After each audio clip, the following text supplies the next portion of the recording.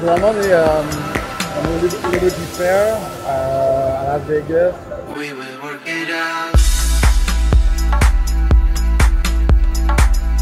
C'est toujours motivant de venir dans un milieu où plein de gens partagent la même passion parce que quand tu es dans ton marché, tu développes. Ça arrive qu'on s'encelle un peu des fois on a une passion, on veut la partager aux gens.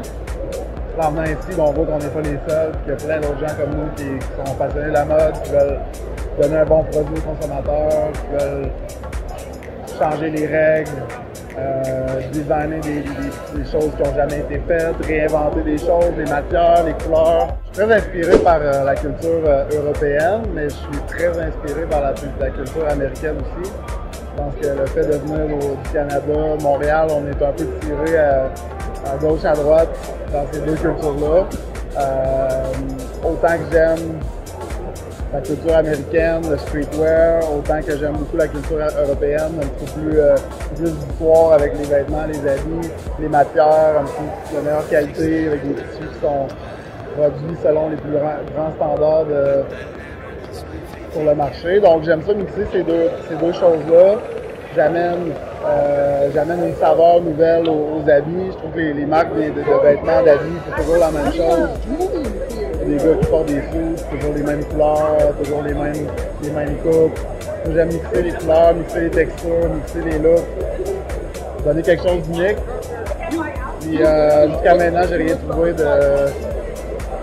rien trouvé vraiment semblable à ce que je fais, donc c'est une bonne chose. Je trouve que c'est un peu un cliché classique, là. Je parle pas du lot, mais je trouve qu'un gars comme Drake, c'est moi, on a environ la même âge, j'ai grandi en écoutant, en étant inspiré par un artiste comme Drake. C'est un gars qui était très hip-hop avant, s'habillait hip-op, tout ça, puis en évoluant, en grandissant, mais son crowd grandit avec lui, les fans grandissent avec lui, puis on voit qu'il travaille beaucoup son style en ce moment.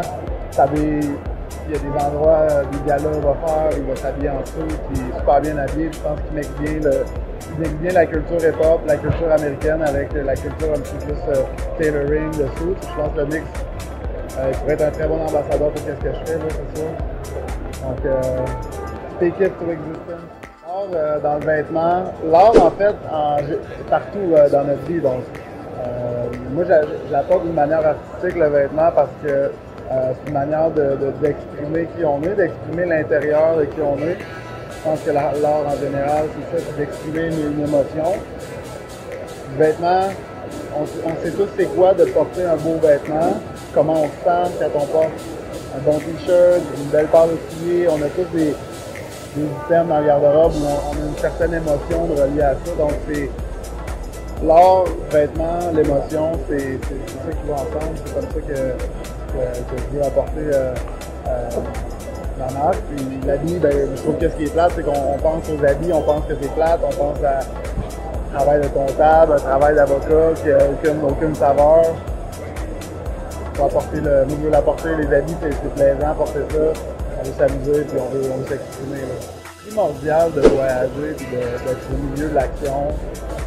Tu veux sortir de ton marché, tu veux voir ce qui se passe ailleurs, ouvrir tes horizons, agrandir la vision. Je ne verrais pas être où je suis sans tous les voyages,